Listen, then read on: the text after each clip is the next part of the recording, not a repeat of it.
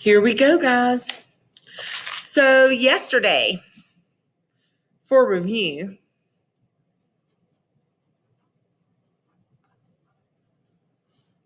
we talked about atomic structure and how you would calculate protons, neutrons, and electrons.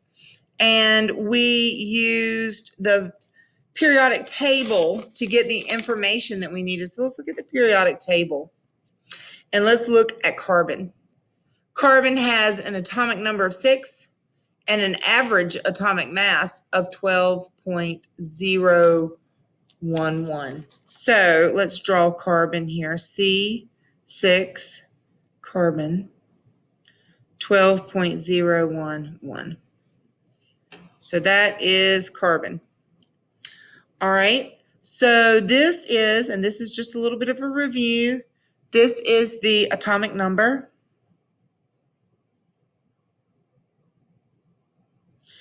And this is the average atomic mass. You can't say that it's an atomic mass because it is not a whole number. You can't have part of a neutron. So an isotope is an atom of the same element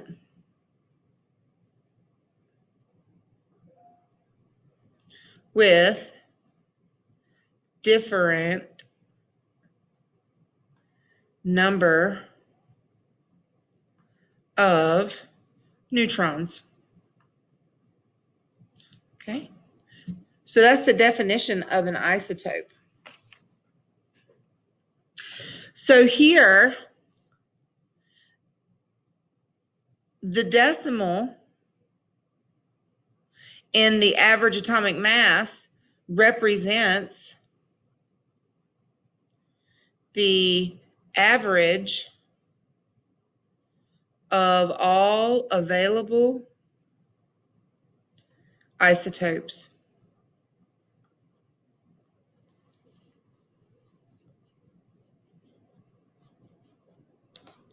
Just in case you've ever wondered why you had to round up or down when you calculated, it's because the decimal represents all available isotopes of an atom. So let's look at boron.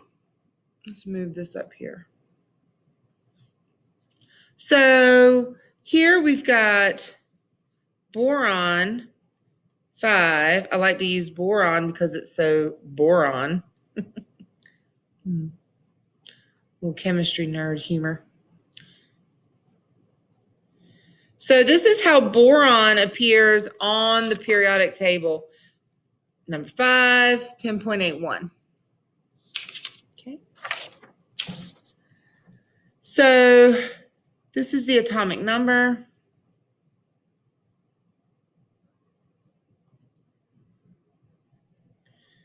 And this is the average atomic mass. Now, what is it an average of? Well, the isotopes of boron are boron 10,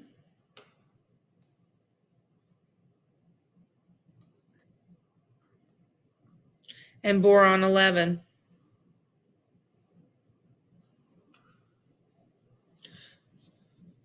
These are two isotopes of boron. How are they similar? They both have an atomic number of 5. I told you that couldn't change. How are they different? This has an atomic mass of 10. This has an atomic mass of 11. So if you were going to name these isotopes, this would be literally boron 10, and this would be boron 11. This is the formulary for how you write an isotope name. And you may have seen this before in another class when they talked about radiometric dating with carbon 14 or carbon 13, or maybe when you have watched things in the news about radioactive materials and weapons grade uranium, uranium-238, uranium-235. Those are all isotopes. Now, how are they different? Well, in order to determine that, let's calculate protons, neutrons, and electrons for each.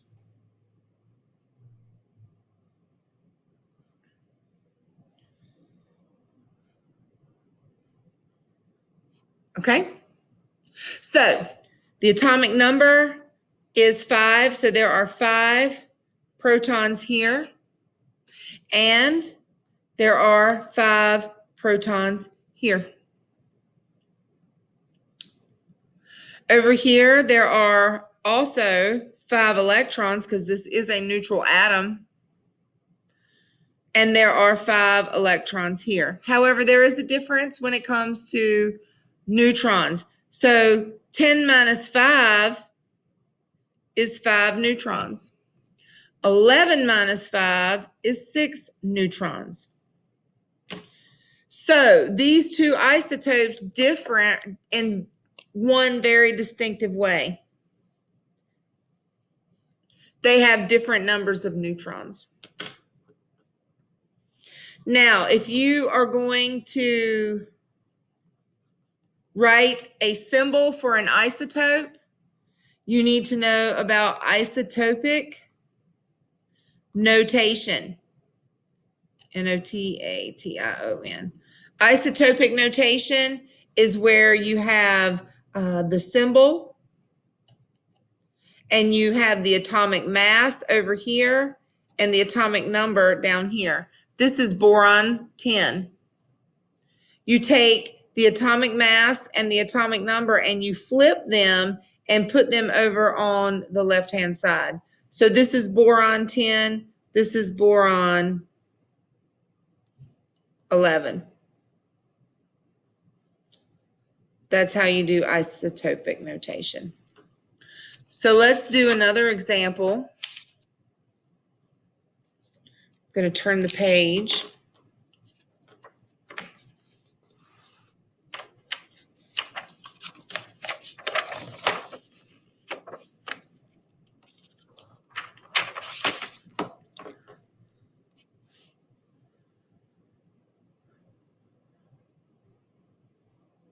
So let's use another example. What if we had 3 isotopes of, sulfur?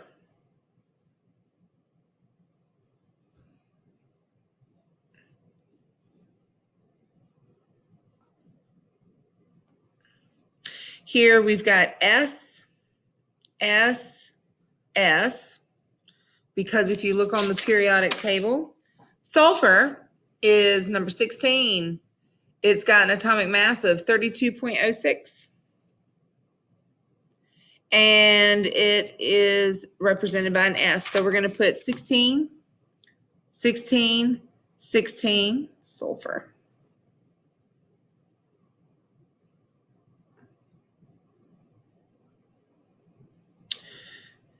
(32, 30, and 33).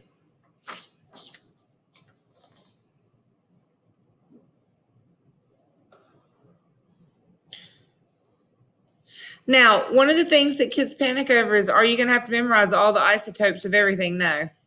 I will give you this information. You just have to know how to recognize it and what to do with it. So how are these named? So this would be sulfur 31. This would be sulfur 30. And this would be sulfur 33. This would be the isotope name. The isotopic notation would be like this. S3116. Oh, I'm sorry, I got this mixed up. Sulfur 32, 30, and 33. There we go.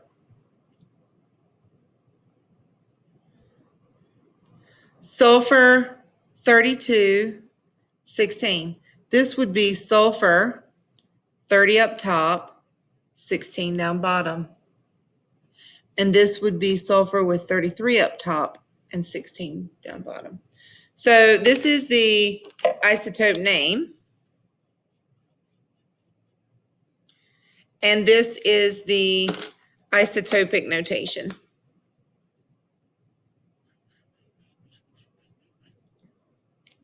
Now, if you were going to calculate protons, neutrons, and electrons for each, P, N, E, P, N, E, P, N, E. This would be 16 protons. This would be 16 electrons. This would also be 16 protons and 16 electrons. And this would be 16 protons and 16 electrons. Isotopes do not have changing numbers of protons or electrons, only neutrons. So if you come up here, this will be 32 minus 16, which is 16. This would be 30 minus 16, which would be 14. This would be 33 minus 16, which would be, 17. Oops. So this is the difference, the number of neutrons. Here you've got 16, 14, and 17. 3 isotopes of sulfur. Now, since on the periodic table, the average atomic mass is 3206,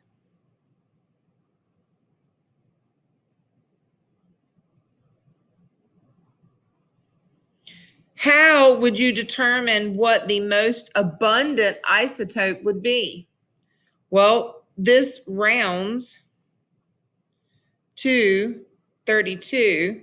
So, sulfur 32 is the most abundant isotope.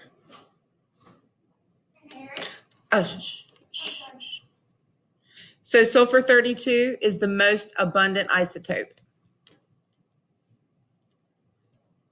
And tomorrow we will do average atomic mass. But for right now, isotopic notation and isotope name should be enough for you to complete the worksheet.